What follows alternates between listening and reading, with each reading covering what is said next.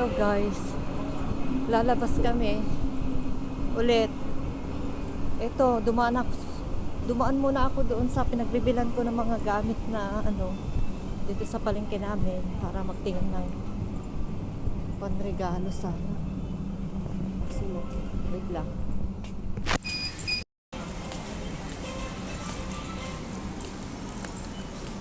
Ito guys, nabili ako ng perfume.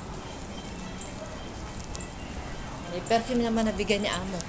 Pero mamay, di ko pa yun binuksan. Ewan ko ba, tamad-tamad ko mag-unboxing. Pero ito, may pagbibigayan ako regalo.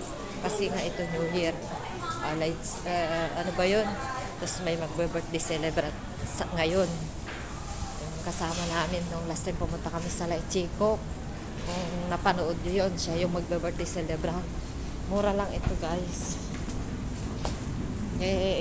Wala kasi yung doon, sarado pa. Doon ako sa Indonesian store ako bumili ito perfume. Kaya tago ko muna guys. Ganito na lang na ibigay ko. Wala akong pangbalot kasi nakalabas na ako ng bahay.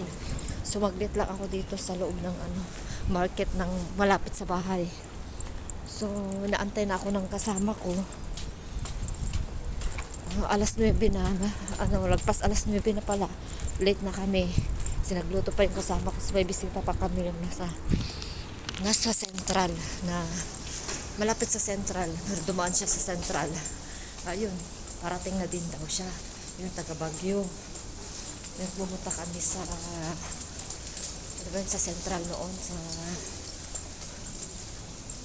pangalan yun. Sa garden, Botanicals Garden.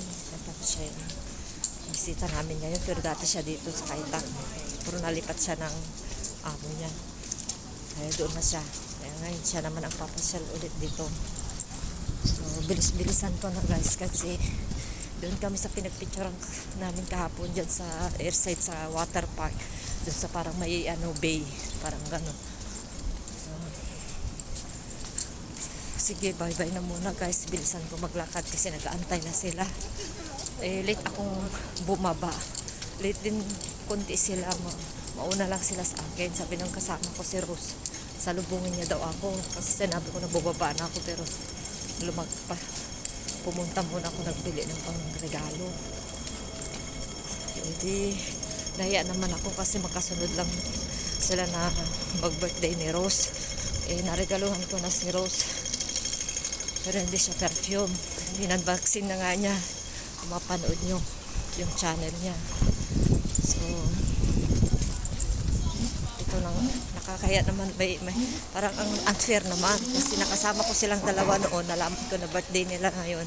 Magkasunod. 28 saka 30 si ate. Kaya ito may handa siya. Ina-invite na kaming kumain.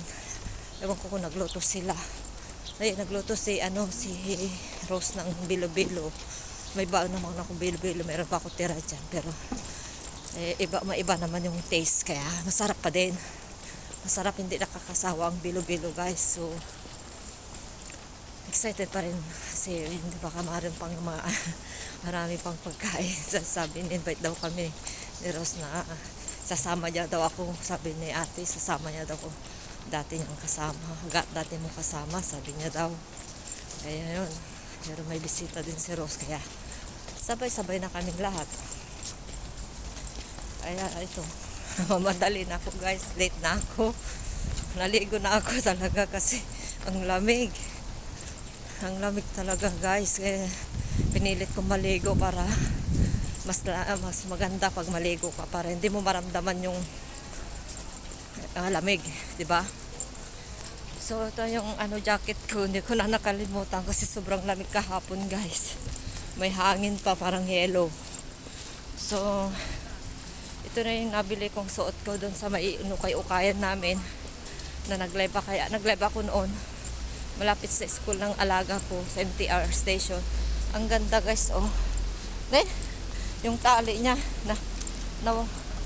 nawala na. Buti hindi na naglag. So, bye-bye na guys. 5 minutes na ang aking video.